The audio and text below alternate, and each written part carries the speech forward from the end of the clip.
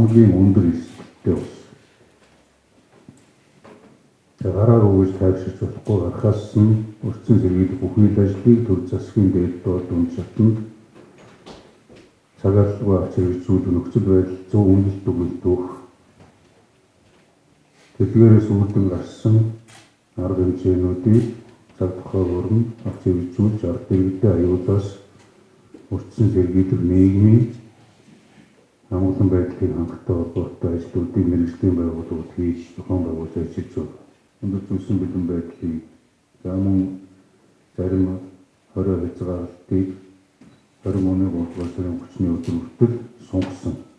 Ингээ нийслэлийн 9 дүүргийн удирдлага хороо хэсгийн ахлагч тамгийн газар хурлын төлөөлөгчдийн оролцоо идэх хариуцлага санаачлагаас ихээхэн шалтгаална. Та бид бол энэ Монгол улсын хүн амын 50 гаруй хүн оршин тогтнож байгаа эдийн засаг, нийгэм, соёл, боловсрол гээд бүхий л салбарын цөм болсон газрын аюулгүй байдлыг хангаж, ард иргэдийг зөв мэдээлэлээр хангах үүрэгтэй хариуцлагатай албан тушаалтнууд байгаа. Зүүн Багнуур Баганга, Налах дүүрэг бүх дүүргүүдээр хотын захиргааны удирдлагууд, хотын алба хаагчид ажиллаж байгаа. Байнга ажиллаж байгаа гэдгийг та бүхэн маань мэдж байна. Зорчигч тээвэр нэвтрэхээ болсон гэдгээр эрсдэл багслаа гэдэг үг ерөөсөө биш гэдгийг бүгд ойлгох хэрэгтэй. Ачаа бараагаар бусад хэлбэрээр агаар туслаар ахуйн асуудал замаар энэ өвчин хязээж хаанч бий болох эрсдэл өндөр байна. Хамгийн ойрхон энэ голомтонд ойрхон хамгийн их эрсдэлтэй улс бол Монгол улс. За цаашдаа энэ 20 цээр хязгаар дэглэм яаж үргэлжлэхийг хэн ч хэлж мэдэхгүй. Энийг засаг төрийн шийдвэр, хэн нэгэн албан тушаалтны шийдвэр гэж харддаг иргэн байж болохгүй гэж байна.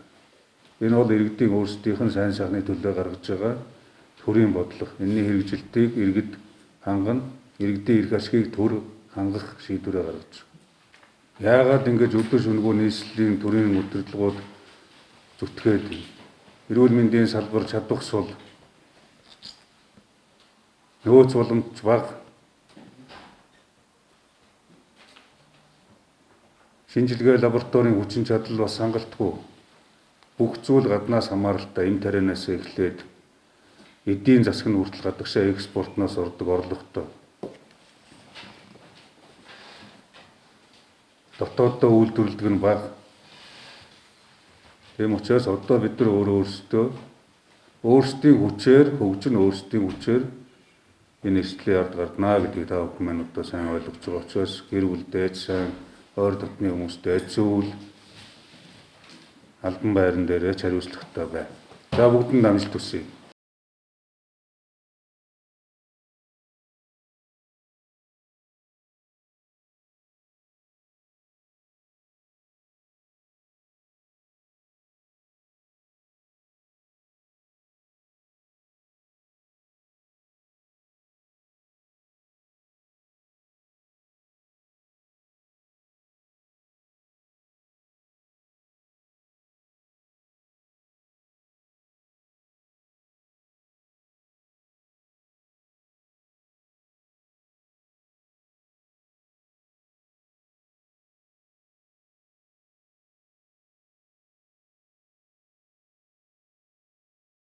Үндсэндээ эдгээр маань бол энэ 2 сарын харнаас бол бүрэн хэмжээгээр зогсон.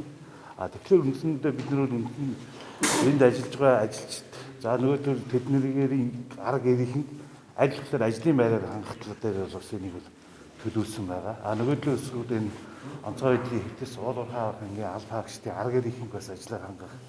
Тэгээ ер нь бол судалгаанд хамрагдсанаар бол би 59 хүний материалыг үзэхдээ хэвчлэн ер нь налаахын хуучин оюутны үйлдвэрт ажиллаж байсан иргэд хөвчлэн бүртгүүлсэн байна.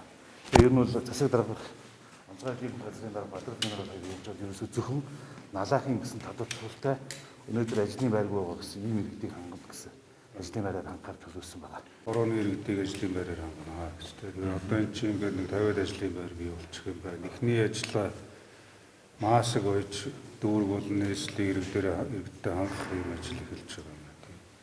Одоо энийг хөрвүүлэх хэрэгтэй. Цовэдлийн ерхий газрын одоо шийдвэр бид хоёр бас ярилцсан, санал солилцсон. Одоо мэргэжлийн хүмүүс нь бүрэн бүрдсэн байна.